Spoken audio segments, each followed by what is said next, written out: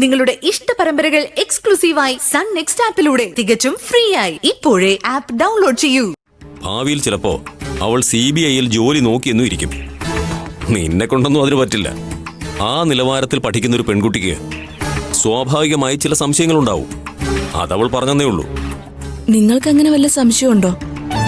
സംശയങ്ങളൊന്നും നിങ്ങളോട് പറയാൻ സമയമായിട്ടില്ല. പക്ഷേ ഒരു കാര്യം എനിക്ക് ഉറപ്പാ, ഒരു കാര്യവുമില്ലാതെ ദർശന വെറുതെ ഒന്നും പറയില്ല. അവൾ പറയുന്നതിൽ കൃത്യമായൊരു കാരണമുണ്ടാകും. വിശ്വേട്ടന്റെ മരണവുമായി ഈ സംഭവത്തിനൊരു ബന്ധമുണ്ടെന്ന് അവൾ പറഞ്ഞിട്ടുണ്ടെങ്കിൽ അത് സത്യം തന്നെയായിരിക്കും. എന്ന് പറഞ്ഞ വിശ്വേട്ടന്റെ മരണത്തിന് പിന്നിലുള്ള കൊലപാതകികളെക്കുറിച്ച് ദർശനയ്ക്ക് എന്തെങ്കിലും സൂചന കിട്ടിക്കാണുമെന്ന് തന്നെയാണ് അതിനർത്ഥം. അങ്ങനെയാണെങ്കിൽ ഒരു കാര്യം ഉറപ്പാ, ദർശനെ കൊല്ലാൻ അവരിനിയും വരും.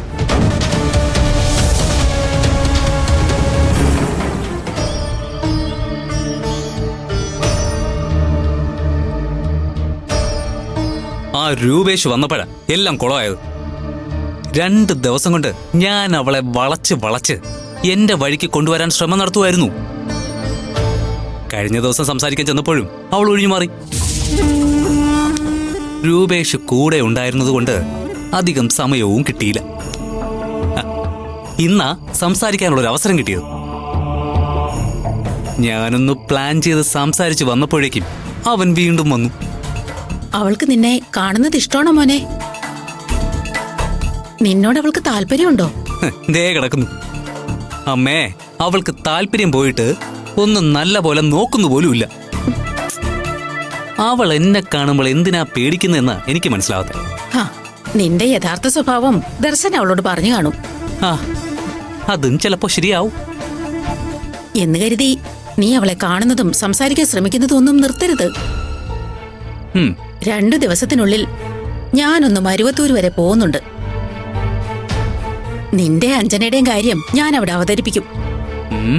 ഇപ്പൊ തന്നെ വേണോ? അവര് സമ്മതിച്ചില്ലെങ്കിലോ? ദർശന ഒരിക്കലും സമ്മതിക്കില്ല, അതെനിക്ക് ഉറപ്പാ. അവൾ എന്നെ അവിടെ നാട്ടി ഇറക്കി വിടും. സുമംഗല ചീത്തയും പറയും. പക്ഷേ അത് നമ്മുടെ ആദ്യത്തെ സ്റ്റെപ്പാ. പക്ഷേ പിന്നീട് അവരെല്ലാം നമ്മുടെ വഴിക്ക് വരുന്ന ഒരു സമയം വരും. ആ സമയത്ത് അഞ്ജനയെ അവര് നിനക്ക് കല്യാണം കഴിച്ചു തരും. അതിനുള്ള പദ്ധതിയൊക്കെ ആസൂത്രണം ചെയ്യാൻ ഈ സുധർമ്മയ്ക്ക് അറിയാം.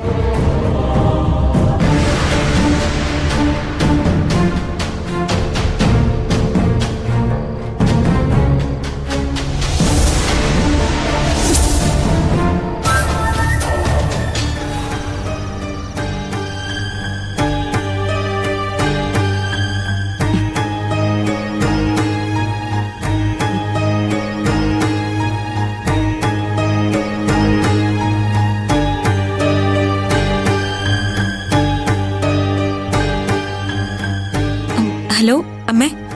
മോളെ ദർശനെ, മോളൊന്ന് റൂമിലേക്ക് വാ. ഞാനിപ്പോ വരാമേ.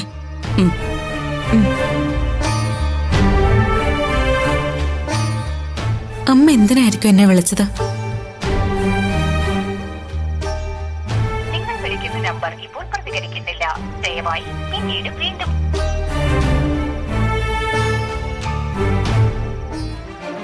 ഏയ്, അത് വേണ്ട സർ. പ്രതികളെ കിട്ടിയാൽ അവരുടെ പിന്നിൽ ആരാണെന്നൊന്ന് ചോദിച്ചറിയണം. ആദ്യം മോന്റെ നേരെയായിരുന്നു, ഇപ്പൊ മരുമൾക്ക് നേരെയായി. ഓക്കെ സർ, ശരി.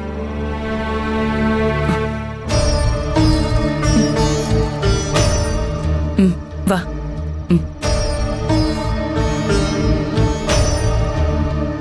ഇരിക്കെ. എന്താ അമ്മേ? മോളെ, ഇനി പരീക്ഷ കഴിയുന്നത് വരെ ഒറ്റയ്ക്ക് യാത്രകളൊന്നും വേണ്ട. രാവിലെ ഓടാൻ പോകുന്നതും ഒറ്റയ്ക്ക് വേണ്ട. ഒന്നുകിൽ രൂപേഷിനെയോ അല്ലെങ്കിൽ അഞ്ജുവിനെയും കൂടെ കൂട്ടിക്കോ. ആരെ? രൂപേഷ് ഏട്ടനെയോ?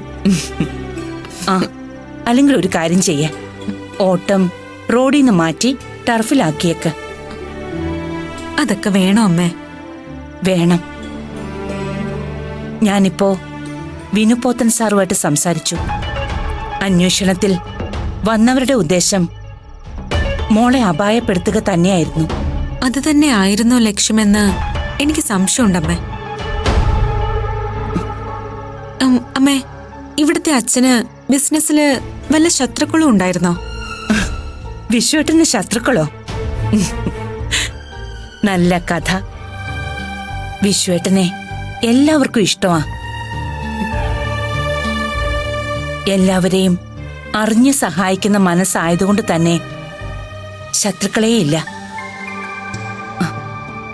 അല്ല, മോൾക്കൊരു കോള് വന്നു എന്ന് പറഞ്ഞില്ലേ? ആ നമ്പർ കണ്ടെത്തിയോ? ഇല്ലമ്മേ. അതാ എന്റെ മനസ്സില് ചില സംശയങ്ങൾ തോന്നിപ്പിക്കുന്നത്. സംശയങ്ങളോ?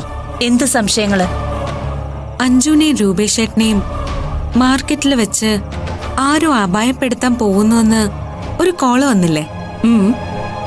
ആ ഫോൺ നമ്പർ ഞാൻ അറിയാതെ എന്റെ മൊബൈലിൽ നിന്നും എങ്ങനെ ഡിലീറ്റ് ആയെന്നാണ് എനിക്ക് ആദ്യം അറിയേണ്ടത്. അത് ചിലപ്പോ ആ ടെൻഷനിൽ മൊബൈൽ ഉപയോഗിക്കുന്നതിനിടയില് ഡിലീറ്റ് ആയി പോയതാണെങ്കിലോ? ആ ഫോൺ നമ്പർ മാത്രമോ? ഏതായാലും എന്റെ സംശയത്തിന് വ്യക്തത കിട്ടിയതിന് ശേഷം ഞാൻ അമ്മയോട് പറയാം. പിന്നമ്മേ, അമ്മേ മുറിയില് ഒറ്റയ്ക്ക് കിടക്കണ്ട. ആ, ഇത് കൊള്ളാലോ. മാർക്കറ്റിൽ വെച്ച് ഗുണ്ടകൾ ആക്രമിക്കാൻ വന്നത് എന്നെയല്ല, മോളെയാ. അല്ല, ഇതിപ്പോ എന്തു പറ്റി? പേടിച്ചു മനസ്സ് കൈവിട്ടു പോയോ? ദേ, ഇങ്ങനെയുള്ളവർക്ക് പറ്റിയ പണിയല്ല IPS. അതിന് കുറച്ചുകൂടെ ധൈര്യം വേണം. അമ്മേ, ഇന്നു മുതൽ ഈ മുറിയിൽ അമ്മയുടെ കൂടെ അഞ്ജും കൂടെ കിടക്കും. വേണ്ട മോളെ, ഞാൻ ഒറ്റയ്ക്ക് കിടന്നോളാം. എനിക്ക് പേടിയൊന്നുമില്ല. അമ്മേ, അതെനിക്കറിയാം. അമ്മയ്ക്ക് പേടിയായതുകൊണ്ട് കൂട്ടുകിടത്തിക്കുന്നതല്ല. ഈയിടെയായി എനിക്ക് മനസ്സിൽ എപ്പോഴും ഒരു ഭയമാ. അമ്മയ്ക്ക് എന്തെങ്കിലും അപകടമോ മറ്റോ സംഭവിക്കുമെന്ന്. അങ്ങനെ ഒരു തോന്നൽ വരുമ്പോ കൂടെ കൂടെ അമ്മയെ വന്ന് നോക്കാൻ തോന്നും. അത് പഠിത്തത്തിന് ഡിസ്റ്റർബ് ആവില്ലേ? ദേ, പരീക്ഷയ്ക്ക് ഇനി അധിക ദിവസമൊന്നുമില്ല. എനിക്ക് പഠിക്കാനുള്ള അന്തരീക്ഷം ഒരുക്കി തന്നാലേ നല്ല രീതിയിൽ പ്രിപ്പയർ ചെയ്ത് പരീക്ഷയ്ക്ക് പോവാൻ പറ്റും. പ്ലീസ് അമ്മേ, എനിക്ക് വേണ്ടിയിട്ടല്ലേ. അഞ്ജുവിനോട് ഞാൻ വരാൻ പറഞ്ഞിട്ടുണ്ട്. അഞ്ജു അമ്മയുടെ കൂടെ കിടക്കട്ടെ, പ്ലീസ്.